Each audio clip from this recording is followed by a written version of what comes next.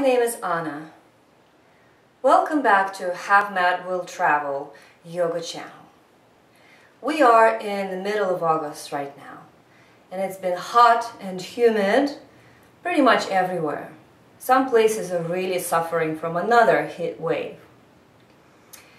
August is the time when Pitta Dosha has been accumulating for a while, from late spring through the beginning of summer, and in many people, by this time, it has become aggravated. It means that there is too much fire in the system.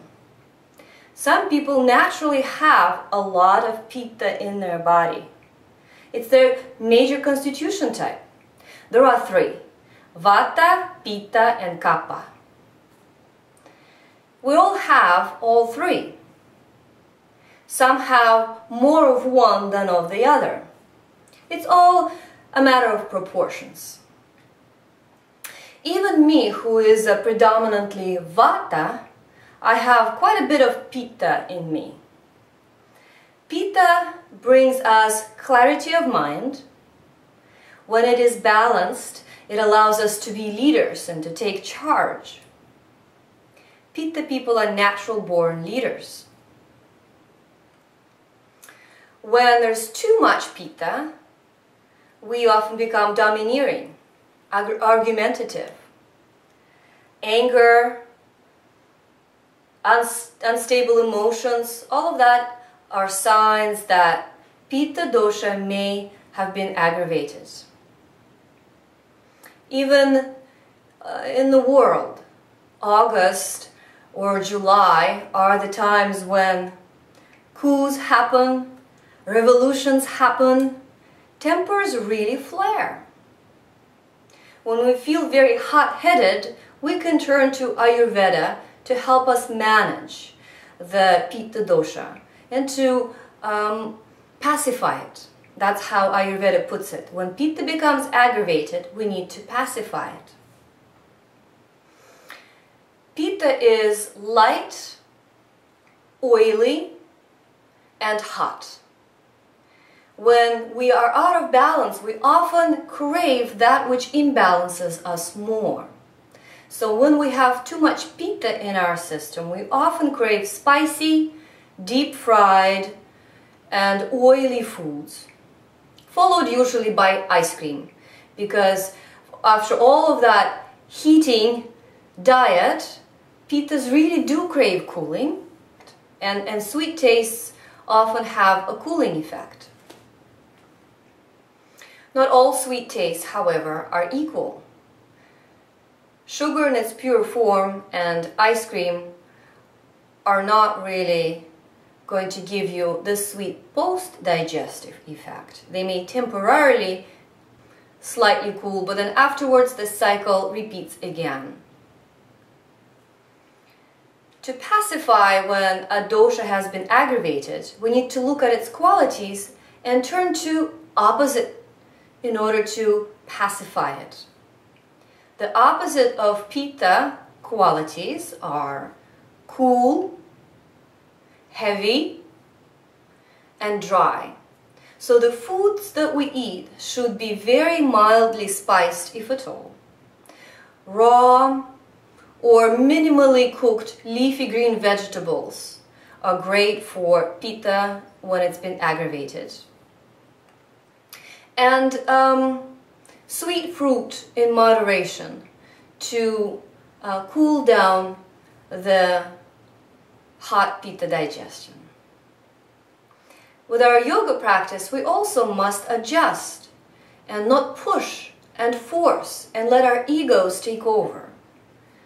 Practicing in moderation without allowing too much heat to build in a body that's already maybe overheating. If you notice yourself sweating profusely while practicing yoga, you might want to back down a little bit. If you notice your ego driving you to perfection, that critical inner voice telling you that you must, try better, do more, all of that is Pitta in its aggravation, driving you deeper and deeper into an imbalanced state. Practicing attitudes of contentment with what is, friendliness, and forgiveness will help balance the unstable Pitta emotions. Pranayama, or breathing exercises, are some of the best ways to bring energy into greater balance. And cooling pranayamas such as Seetali is one of my favorites. I teach it often in group class in the summertime especially, and also to my private students, those who are suffering from a Pitta aggravation. I would like to show you how to do this particular pranayama correctly. First of all, you have to sit straight, prerequisite number one. So if sitting on the floor cross-legged is not going to work for you, sit in a chair. A well-established long-term yoga practice is meant to prepare you for sitting for long periods of time with relative comfort so that you're not distracted by pain in your body. It will give you strong core muscles, strong back muscles, so you can sit, as I am now, cross-legged for a while practicing your breathing exercises. In a chair or on the floor, sit in neutral pelvis and let your chest feel open and relax. For this pranayama, we're breathing in through the mouth through a rolled tongue. Some people can roll their tongue into a tube and stick it out the mouth like this. Some people can't do that. Then you can roll your tongue up towards the roof of the mouth, pull the corners of the mouth out, and so you're breathing through the sides of the tube, like this. If you can't do that, you can always breathe in through the teeth. Just pull your lips apart, expose the teeth, and breathe in through the teeth. The point is that when the air comes in through the mouth, it travels over as much of the moist surface as possible on its way in, cooling you as it does so. Another important element of this pranayama is a subtle head movement. When you inhale through the rolled tongue, begin with your chin tucked down to the chest, and the chest should be lifted like this. As you inhale, lift your head up.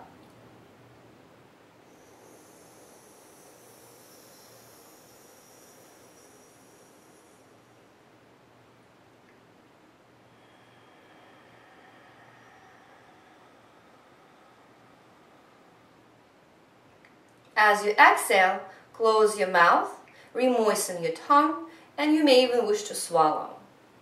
This type of pranayama produces a lot of salivation, which is also good. You are hydrating, remoisturizing the body that could be dried out, which is why it's often also useful for vata aggravation. I practice this pranayama often when my vata goes out of balance and I feel dry. So let's try this again. On the inhale, roll your tongue one of the three ways. And as you inhale, lift your head up slightly. You don't want to drop it back too far, like this.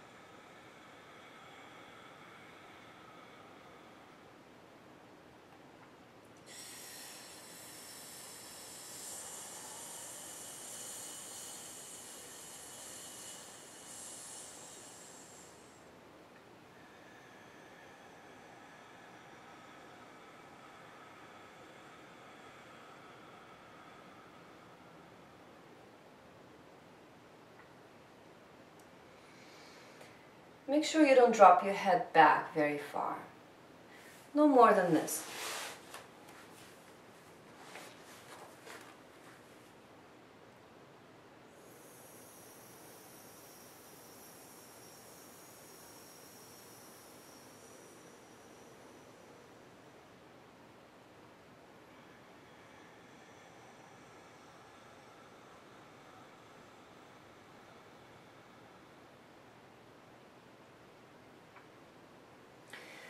On the exhale, use your Ujjayi breath.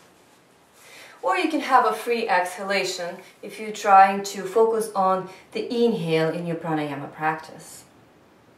Breathing out using Ujjayi technique by narrowing the epiglottis in the throat, you are lengthening the exhale, and it has a soothing, calming effect on the nervous system, which is wonderful for overactive emotions.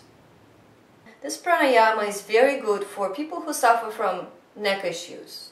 If you have stiffness in the neck, or you have pain in your jaw because you grind your teeth a lot, this is a very helpful pranayama to relax the jaw because of the position of the mouth when the tongue is rolled, and because of the very small but dynamic and continuous head movement up and down.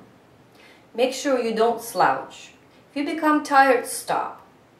Usually I do this pranayama for anywhere from 6 to 12 breaths and beyond, until I feel a slight tingle up and down my spine, which is when I know that it has worked, that my body has cooled, and I feel peace, calm descend over my mind.